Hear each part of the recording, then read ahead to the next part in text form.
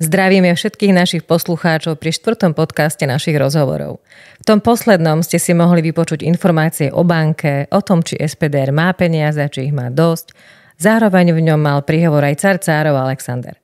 Aby sme udržali istú kontinuitu a cez rôzne informácie sa prepracovali tak postupne, dnes sme oslovili jeho výsosť Davida Skirkaniča, generálneho riaditeľa Svetovej suverénnej banky Radu hospitalierov. Vítaj, Dávid, v našom podcaste a hádam sa tu pred týmto mikrofónom a v našej spoločnosti budeš cítiť výborne. A my sa tešíme na všetky informácie, ktoré nám poskytneš. Dobrý deň, tak ďakujem za pozvanie. Tak sme veľmi radi, že sa nám podarilo mať s tebou tento prvý rozhovor, veľmi sa nám tešíme a ja by som hneď začala asi takto, že vieš, keď sa začalo hovoriť o tom SPDR, tak mnoho ľudí sa pýtalo, odkiaľ má toto družstvo peniaze a čo to má spoločné s globálnym finančným systémom. Ja sama som si uvedomila, že doteraz sa málo kto zaujímal detailne o to vrátane mňa, ako celý tento finančný svet funguje. Jednoducho sme mali optiku, že ideš do práce, dostaneš výplatu a funguješ. Štát má nejaké financie a bolo nám viac menej jedno odkiaľ, okrem našich daní samozrejme. Možno je naozaj ten čas rozšíriť si svoje obzory aj v tejto sfére. Môžeš preto našim poslucháčom vysvetliť aspoň to základné fungovanie globálneho finančného systému, čo to je a ako to vôbec funguje? Ja sa pokúsim čo najjednoduchšie vysvetliť určité procesy, ktoré sa vo svete deje, ale hneď na začiatku poviem jednu základnú vec, lebo mám pocit, že je tu vždy nejaké takéto rúško tajnosti a všetko je to chápané z nejakého takého zvláštneho smeru, hej, nejakého mystického niečoho. Tak začnem tým, že ten globálny finančný systém vždy nejakým spôsobom fungoval. Hej, on funguje už veľmi dlhé obdobie a presne tak, ako bol nejaký začiatok toho globálneho finančného systému, ten začal ešte v dobe, keď neboli žiadne počítače a aj tak nejakým spôsobom fungoval. Hej. V istej dobe sme do toho dali nejakú modernú technológiu, ktorá nám niečo odzrkadľuje v nejakých počítačoch a teraz žijeme v niečom a máme pocit, že to, v čom momentálne žijeme, že sa už nikdy v živote nemôže zmeniť a to, ako je to momentálne dané, tak to takýmto spôsobom bude fungovať do konca života. Hej. A tu je ale v danej téme je už samotný problém. A ten problém spočíva v tom, že ľudia si prestavili uvedomovať jednu základnú vec, že tak ako spoločnosť, tak aj celý svet sa vždy nejakým smerom hýbe a to, kto určuje ten smer a kto má v rukách inštrumenty, akým spôsobom ovplyvňovať dané procesy, tak ten určuje konkrétny smer a smerovanie spoločnosti ako takej. Hej. Otázka je, že prečo práve takýmto spôsobom som začal a odpoveď na to je úplne jednoduchá z toho dôvodu, že vždy fungoval svet tak, že bol kontrolovaný a riadený globálnym finančným systémom. A ten globálny finančný systém mal veľmi veľa rôznych podôb. Hej. V dnešnej dobe fungujeme na tzv. Fiatnom bankovom globálnom finančnom systéme. Hej. Fiatný znamená, že sa tlačia nejaké peniaze, bolo po druhej svetovej vojne, bola vybudovaná nejaká infraštruktúra, bola založená Svetová banka, bol založený Medzinárodný menový fond a ďalšie inštitúcie. A na báze týchto inštitúcií bol potom vytvorený systém centrálnych bank a tak ďalej, cez ktoré sa kontrolovali alebo riadili určité procesy v globálnom finančnom systéme. V momentálnej dobe sa nedieje nič mystické, čo by každý človek mohol pochopiť, avšak určité procesy sa menia, inštrumenty, tie, ktoré som už spomenul na začiatku, sú v rukách nejakých ľudí, hej, ktorí stoja za istými inštitúciami alebo organizáciami.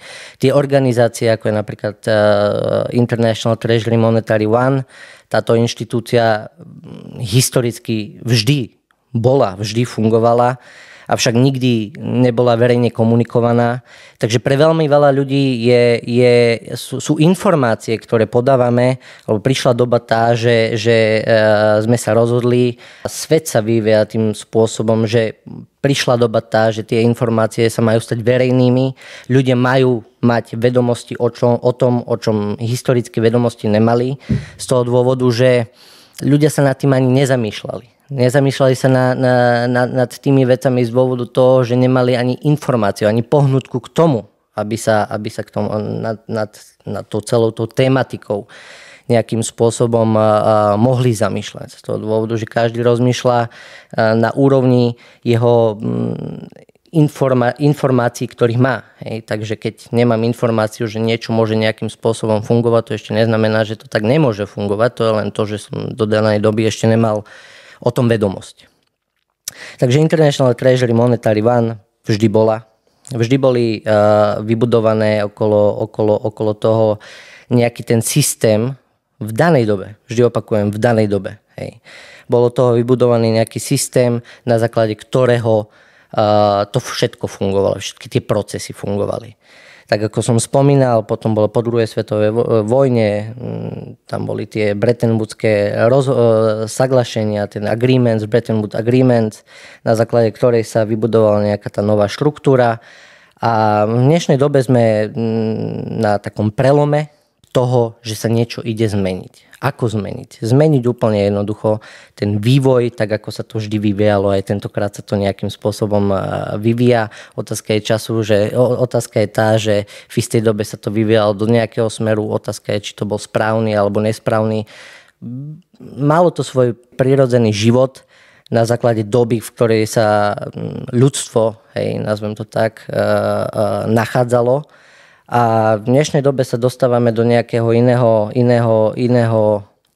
nazvem to cyklu, kde je veľmi dôležité, aby ľudia začali chápať týmto otázkam, mali tie informácie, aby si to vedeli ten obraz vyskladať. A ten obraz nie je absolútne nejaký komplikovaný. On je v svojom princípe je veľmi jednoduchý. A dúfam, že dnes sa mi podarí dostatočne vysvetliť jednoduchým jazykom, tak aby tomu každý pochopil, čo sa tu buduje, prečo sa tu buduje a na akej báze sa tu buduje. Veľmi veľa ľudí má stále, keď sa rozprávam či s priateľmi alebo hocikým, keď sa rozprávam, tak sa stretávam s otázkou, že ako je to možné? Ako je to možné? Veď to nie je predsa možné, to sa nemôže diať. Ja mám na to veľmi jednoduchú poučku, ktorú vždy používam. A to je to, že žijeme v nejakej kapitalistickej demokracii, posledných 30 rokov. Žijeme tu a máme dogmu, že teraz v tomto žijeme a v tomto aj dožijeme. 30 rokov dozadu sme žili v úplne niečom inom. A úplne zdravým spôsobom sa to pretransformovalo v niečo iné. Takže hovorím, tie procesy sú úplne prirodzené, nič na svete sa nedieje tak, že zajtra sa človek zobudí a žije v inom svete. Sú to všetko koncepčné kroky, ktoré sa robia k tomu, aby ten globálny finančný systém začal fungovať na nejakej inej báze, lebo vidíme, že ten, ktorý momentálne funguje, nie je zdravý. Nie je zdravý a je z dlhodobého hľadiska neudržateľný. Takže buduje sa nová infraštruktúra okolo celého tohto, tak ako sa budovala v 50. rokoch. To sú tie Bretton Woodské agreements, Bretton Woods agreements. A presne takýmto istým spôsobom sa bude tá nová infraštruktúra s novými inštitúciami, s novými organizáciami, ktoré sú súčasťou tej platformy, v jednoduchosti povedané. Ak ti do toho môžem vstúpiť teraz, či tomu ja správne rozumiem, globálny finančný systém je vlastne systém, v ktorom sú napríklad banky, nejakí ľudia, ktorí to dirigujú, neviem, ako to mám nazvať. Čiže Monetary One je teraz tá hlavný globálny finančný systém, alebo? International Treasury Monetary One, tak ako som spomínal, bol vždy hlavným regulátorom globálneho finančného systému. To je regulátor. Regulátor globálneho finančného systému. vždy všetky tie historické aktíva a sakrálne, niekto ich nazýva historické aktíva, ktoré boli a tie účty, ktoré boli okolo toho vybudované. Ešte raz sa zopakujem, hej, žili sme v dobe, kedy ešte neboli počítače. Nežili sme, alebo naši predkovia nežili v tej technokratickej spoločnosti, v ktorej žijeme dnes. Hej. Takže v istej dobe bolo už potom to všetko stechnologizované, počítače, telefóny a tak ďalej a na základe toho sa urobila nejaký systém tých účtov, hej, to sú tie kolaterálne účty, ktoré sú veľmi často spomínané a ľudia v tom hľadajú niečo lebo ja mám účet v banke, že či to je niečo také isté, že či ten kolaterálny účet je to, ako keď ja si otvorím účet v banke? Pozrite sa. Odpoviem na túto otázku tak. Áno, je to účet v banke, avšak účty sú rôzne. Hej. Účty sú fyzická osoba, to nazveme, nemám veľmi rád to slovo, to automaticky na základe nejakého práva človeka hádže do nejakej roviny, ale nazvem to jednoducho tak, aby tomu každý rovno. Fyzická osoba si otvorí svoj účet a ten účet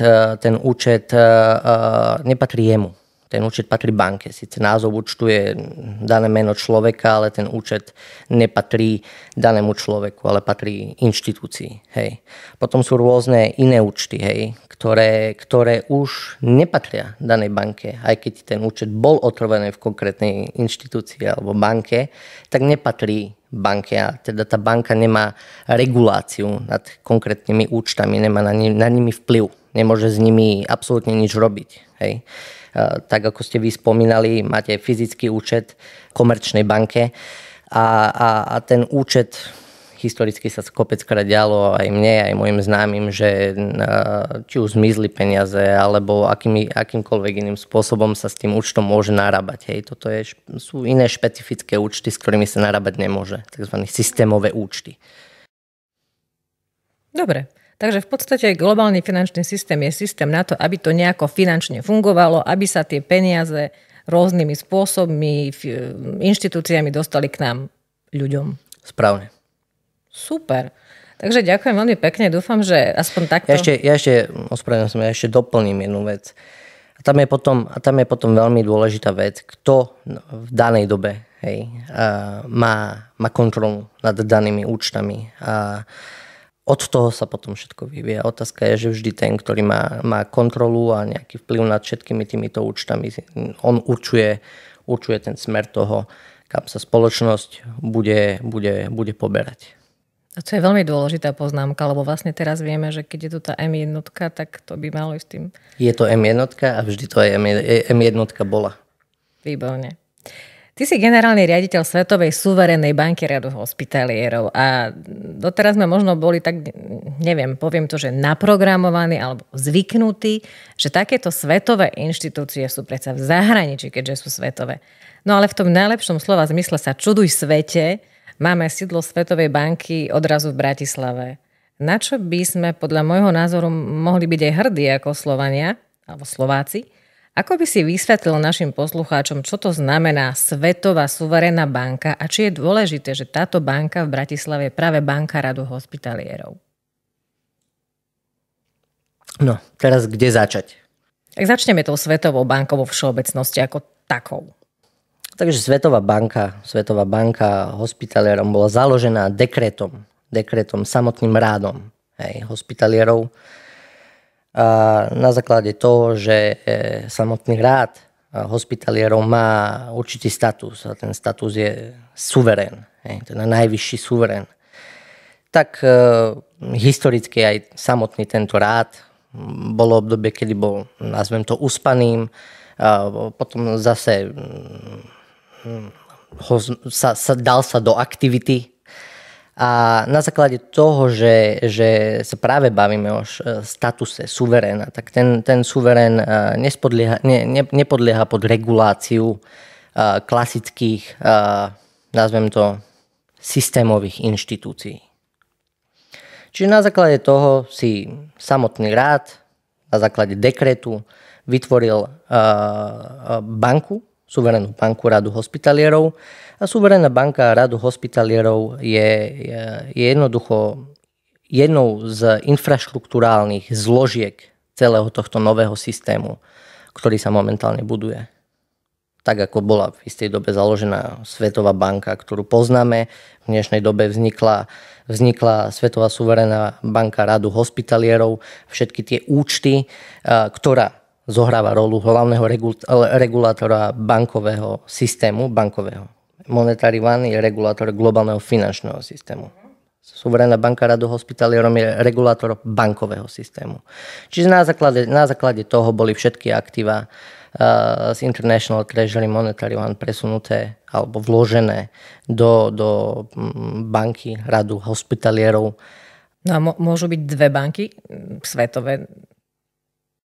No ono ich môže byť aj 10. No, viete, hoci kto si môže vytvoriť hociakú banku a môže ju akýmkoľvek spôsobom nazvať. Otázka je tá, kto má aké inštrumenty v rukách a kto naozaj kontroluje konkrétne účty a má právo prístupu k daným účtom. Takže aj ty si môžeš urobiť banku, je nejaká klasická cesta, ktorú poznáme v tomto komerčnom svete, akým spôsobom by to malo fungovať a tak ďalej. Avšak nemáš peniaze, nemáš prístup k zdrojom. Takže presne tak, ako si začala, takým istým spôsobom aj skončíš. Uh-huh. Čiže keď teraz máme Svetovú suverénnu banku Radu hospitalierov a ešte stále je tá klasická, ktorú poznáme, že vlastne oni súbežne môžu fungovať dlhý čas, alebo len je to nejaká krátka doba. Aby som tomu celkom rozumela, vieš, že možno, že to ľudí mýli, že odrazu máme dve svetové banky a teraz ktorá je tá práva, alebo obidve sú práve, alebo ako to vlastne je s tou no, teraz sa nevykokcem, ale vieš, čo chcem povedať? Legitimitáciu. Asi ma nachytala aj mňa. Dobre. No, otázka práva alebo ľava. Hej. Stará Svetová banka hrala v danej dobe svoju rolu. Otázka je, akú rolu hrať dnes. Hej. Vidíme peknú budovu. My takú peknú budovu zatiaľ nemáme. Hej. Ako majú oni. Na oko to vyzerá, že tam chodí tisíce ľudí do práce, riešia sa tam nejaké procesy a vývoj rôznych dejov, ktoré vidíme pred očami. Otázka je, že či to je naozaj tak. A odpoveď na to je ešte jednoduchšia. Nie je to tak. Takže ja sa ešte raz opakujem. Tých svetových bank môže byť koľkokoľvek. Hej. Otázka je, kto má prístup k účtom a kto má kontrolu nad daným finančným systémom. Tu je odpovedné absolútne na všetko. A je už potom na človeku. Ja hovorím, my tu nie sme od toho, aby som niekoho teraz pred týmto mikrofónom prehováral. V prvom nemám ani záujem, v druhom rade nemám na to ani čas. Všetci ľudia, ktorí pracujú, poviem, v tom prostredí okolo International Treasury Monetary One, denne majú svoju dennodennú náplň práce, ktorá nie je jednoduchá. Tej práce je veľa z toho dôvodu, že sa buduje niečo nové a to nové je už aj hmotné, nazvem to aj, alebo javné. Vieme sa toho dotknúť, keďže banka už funguje. Ľudia ju vedia využívať. Otázka je, že kedy to oficiálne dáme do nejakého pohybu. Oznámime, že oficiálne teda tá banka je otvorená a môžu si ľudia otvárať účty. A ľudia si môžu otvoriť účty v tej Svetovej suverénnej banke Radu hospitalierov? Môžu, áno. No konkrétne aj ty. Uh-huh. Lebo vieme, že máme aj Národnú banku SPDR, takže keď si pozrieš Národná banka SPDR, Svetová suverénna banka, je v tom rozdieli je niečo viac, alebo je niečo dôležitejšie, alebo lepšie, alebo aký je v tom rozdiel? Nie je otázka, že či je niečo lepšie, či je niečo horšie, či je niečo dôležitejšie, alebo niečo menej dôležité. Otázka je, že čo hrá akú rolu? Keď vieme, že suverénna Svetová banka Radu hospitalierom je hlavným regulátorom globálneho bankového systému, tak tu máme odpoveď na všetko. Hej. Rola Národnej banky SPDR spočíva v niečom inom. Hej. Takže všetko je regulované Svetovou suverénnou bankou Radu hospitalierov. A čo sa týka Národnej banky SPDR, tak ona funguje na tomto teritóriu a bude vyplňať rolu, ktorú vyplňať má. tak ako vznikajú družstva nielen na Slovensku, ale po celom svete. Hej. A každé to jedno družstvo, ja sa nebudem opakovať o právo suveréna a všetky tieto medzinárodné práva a toho už ľudia počuli dosť, čiže myslím si, že tomu rozumejú, že to má nejaký svoj špecifický status. Ja skôr poviem z takého globálnejšieho, hej, obzoru, že je to súčasťou infraštruktúry toho, o čom sa celý čas bavíme. Tak ako som povedal, v tých 50. rokoch sa tvoril nejaký nový globálny finančný systém. V dnešnej dobe sa deje úplne to isté. Buduje sa nový globálny finančný systém, avšak na iných pravidlách a tá funkčnosť toho globálneho systému bude iná, bude nová. Takže čo sa týka Národnej banky SPDR, áno, ona bude zohrávať určitú svoju rolu, veľmi významnú rolu na teritórii Slovenska. Dokonca, čo sa týka konkrétne tejto banky, aj na teritórii celej Európy. Ale je to stále častičkou toho celého obrazu, alebo toho celého, môžeme to nazvať projekt, ktorý sa pripravuje. A nielen pripravuje, ale on už aj funguje. No, vieš, funguje, nefunguje, niekto to pociťuje, že áno, niekto, že nie. A je veľmi fajn vedieť, že tieto veci v podstate sú v pohybe a že sa to bude meniť. No, mňa by sa mu zaujímalo, že ako rýchlo sa ten systém zmení. Ja si zase myslím, že to dosť záleží od tých ľudí. Asi od toho vnímania však. Lebo keď všetko je pripravené, všetko je, ale záleží od toho, ako to ľudia navnímajú, že či tomu, nechcem povedať, že uveria, ale vieš, kam smerujem. Hej, ja ti dokonca aj pomôžem. Pomôž mi, prosím.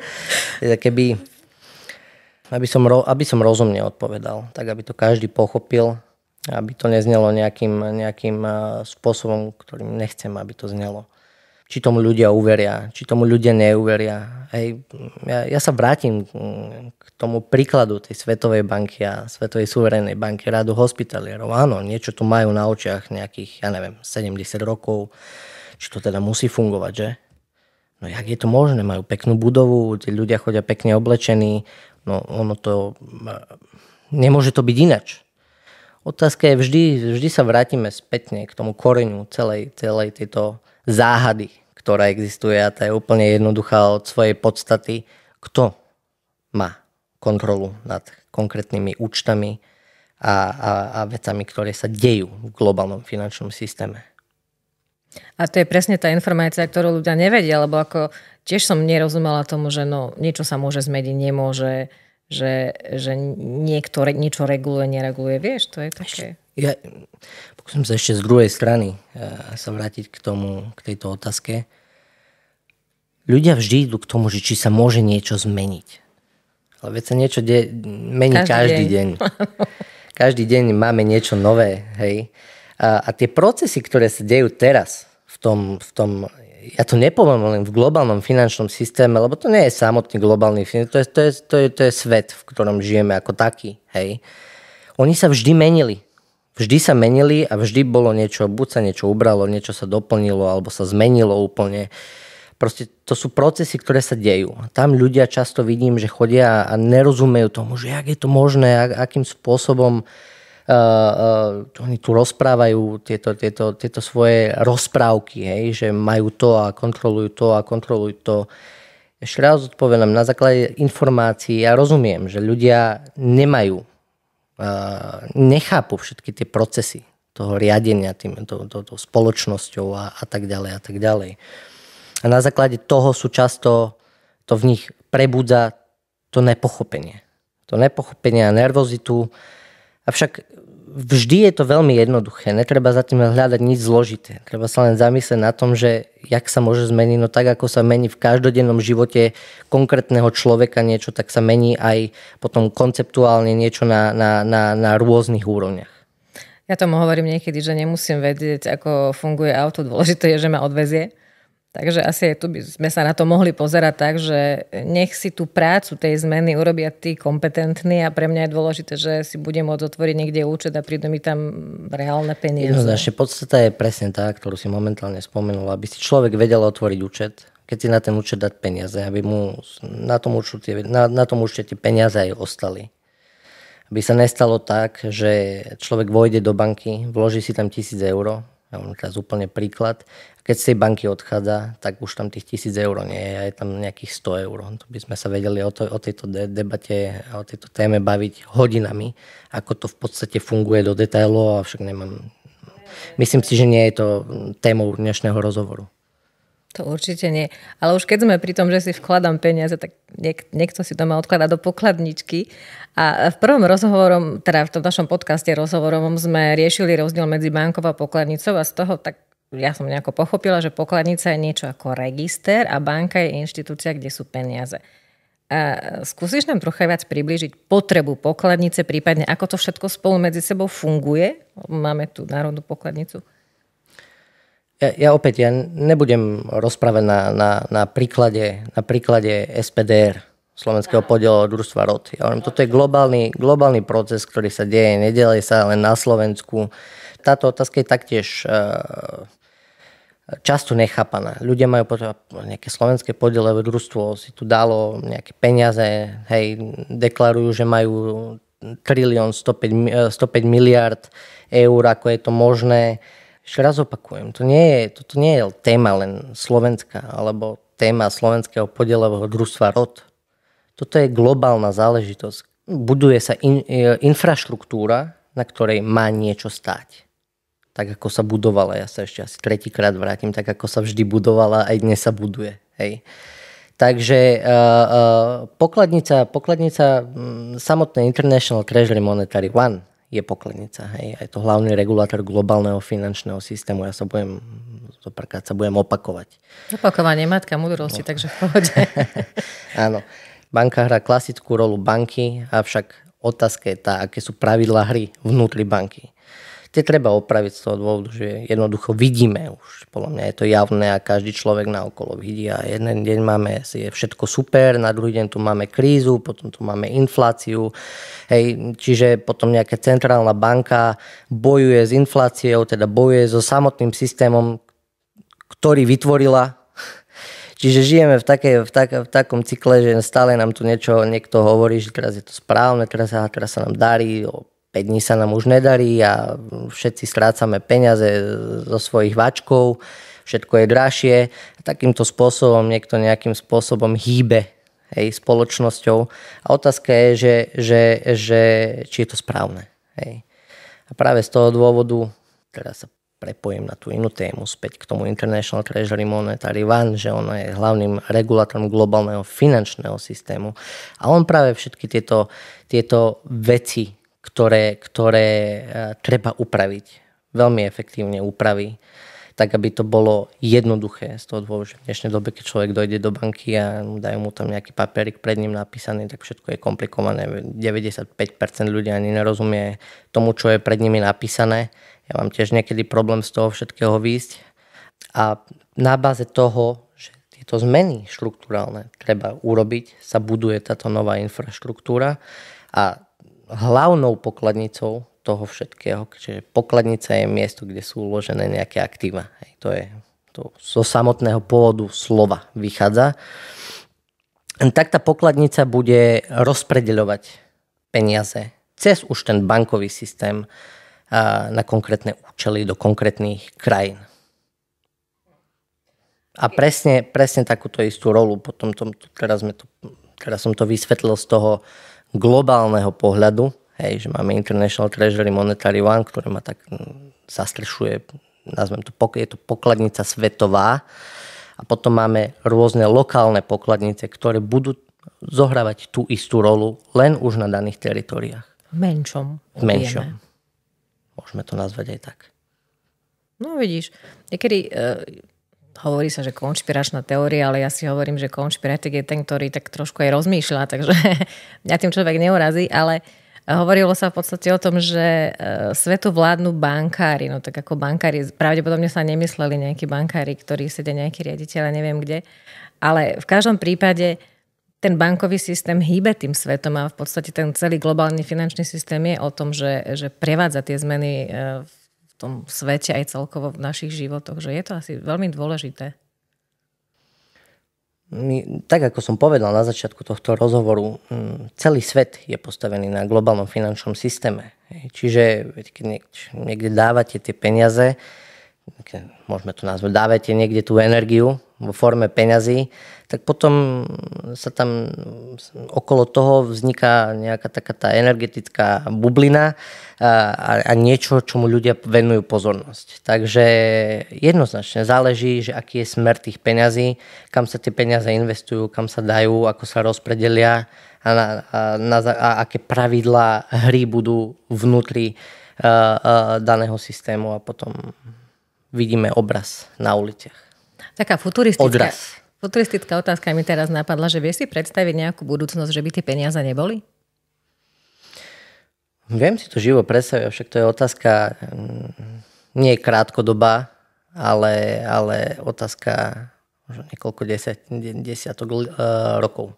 No a potom bude potrebný ten globálny finančný systém, keď nebudú peniaze? Ono vždy je všetko založené na takom globálnom finančnom systéme. Či bude potrebné alebo nebude potrebné o 50 rokov. Otázka je, že akým spôsobom sa to vyformuje v danej fáze. Hej. Čiže všetko má svoj nejaký prirodzený vývoj, tak ako v dnešnej dobe sme sa dostali k tomu, že tu máme nejaký International Treasury Monetary One, zrazu sa objavila, aj keď to vždy bola. Tak otázka je tá, ako rýchlo tá spoločnosť bude evolucionalizovať a akým spôsobom sa to všetko vyvinie. Čiže ťažko sa mi teraz odpovie na to, akým spôsobom to presne bude. Jasné, ale v podstate ide mi aj tak trošku možno o to, že aj my ľudia máme svoj spôsob. Ja by som rád tuto povedal jednu dôležitú vec, ktorú ja vnímam ako veľmi, veľmi dôležitú. Ľudia vždy žijú v tom, že čo ako bude v budúcnosti. Ja by som sa skôr sústredil na tu a teraz, čo sa deje momentálne. Z toho dôvodu, že ani ja, ani ty nežijeme o rok, nežijeme o 2, nežijeme o 3, ani o 20. A konštantne sa zamýšľať o tom, že čo akým spôsobom bude vyzerať niekedy v budúcnosti, nemá zmysel. Hej. Venujme sa tomu, čo momentálne je, čo sa pripravuje, na čom sa pracuje a z toho sa budeme prirodzeným spôsobom potom hýbať ďalej. Jasné, minulosť nezmeníme a budúcnosť ešte nežijeme a aj zajtra je vlastne dnes. Presne tak. Dobre, a ako sa tebe pracuje? Ako si sa ty našiel v tejto sfére? Je zaujímavá otázka. Ako som sa našiel. Alebo cítiš sa v tom dobre? Ja mám k danej veci veľmi jednoduchý postoj. Ja beriem svoju prácu ako každú inú. Ja to poviem na príklade, že je žena, ktorá pracuje v byle, každý deň sa ráno zobudí, ide do práce, urobí si svoju robotu a vráti sa domov. Ja žijem presne takým istým spôsobom, ráno sa zobudím, umyjem si zuby a idem do práce a robím presne takú istú robotu, ako robí ona, len s inými informáciami a v inej sfére. Takže ja mám veľmi jednoduchý postoj k danej veci, čo sa týka mojej práce. Mňa to naplňa, mňa to baví. Keby to tak nebolo, tak to nerobím a poviem niekomu inému, že nech sa páči, povenuj sa tomu. Avšak teraz som to tak veľmi zjednodušil. Samozrejme, na druhej strane mám veľmi veľký úctu a rešpekt k svojej práci a rozumiem, čo všetko to zahrňa a aké dôležité to je. Môže to znieť smiešne, možno je to dôležité pre mňa, pre niekoho je dôležité to, čo robí on. Takže so plnou vážnosťou a úctou a rešpektom sa k tomu staviam a myslím si, že sa veľa učím. To je dobré, lebo každá práca nás niečo naučí. Tak dnes to asi bude taký trošku kratší podcast, vážení naši poslucháči, ale myslím si, že asi v tej jednoduchosti je krása a že tak stručne sme vysvetlili, čo sa dalo. A možno ešte taká posledná výzva je niečo, čo by si chcel odkázať našim poslucháčom, čo tak teraz v tejto chvíli cítiš tu a teraz? Nedával by som to skôr do tej hladiny, či mám chuť tu a teraz niečo povedať. Skôr by som chcel posunúť nejakú informáciu, aby ľudia aby nežili v tom, že sa deje naozaj len niečo tu a nejaká malá skupinka ľudí tu o niečom hovorí. Je to všetko to, čo sme dnes komunikovali. Celá tá infraštruktúra od International Treasury Monetary Fund, po Svetová suverénna banka rádu hospitalierov, po Národná banka SPDR, samotné SPDR, tak ako aj ostatné družstva kade po svete, ktoré sú otvorené, majú vlastnú pokladnicu, majú vlastnú banku. Všetko to je globálny proces. Hej. A chcem ľuďom jednoduchosti povedať to, že ešte sa vrátim k tej otázke, aby som správne nadviazal, že či tomu niekto verí, alebo tomu niekto neverí. Tu sú každodenné komunikácie s predsedami vlád, s krajinami ako takými, s nadnárodnými spoločenstvami, to nazvem, a tak ďalej. Takže nie je to niečo, čo sa deje len tuto a potichučky. Je to niečo, čo reálne vo svete funguje a tie krajiny sú v otvorenej komunikácii, či už z International Treasury Monetary Fund alebo so Svetovou suverénnou bankou, rádu hospitalierov. A tie veci sa dejú. My spolupracujeme, všetko sa hýbe, naplňame ten program Sunrise, hej, ktorého súčasťou sú všetky tie družstva na rôznych teritóriách. Všetky tie veci sú v poriadku a viac ako reálne. Tak sa tešíme na to a ja som naozaj rada, že žijeme v dobe, kedy prežívame tie zmeny, lebo oni možno teraz, keď ich prežívame, nevyznievajú tak dramaticky, ale raz sa o nás možno bude niekde písať v dejepise. Takže je to fakt úžasná doba, že si môžeme na vlastnej koži vyskúšať tie zmeny. A naozaj som rada, že si našiel na nás čas a verím, že naši poslucháči pochopili, čo sme chceli povedať, naozaj tie základy, aby neboli tu kadejaké dezinformácie a mne sa tiež niekoľko svetielok rozsvietilo. Takže ďakujem za toho regulátora a tak ďalej. No a neostáva nám nič iné, len sa rozlúčiť a tešiť sa na nejaký ďalší podcast. Možno vyjde z ľudu, alebo možno na niečo prídeme aj my, o čom by sme sa ešte s tebou mohli porozprávať. Ďakujem pekne za váš čas a bolo mi potešením. Aj nám. Ďakujeme a s vami sa lúčime pri ďalšom podcaste. Majte sa krásne.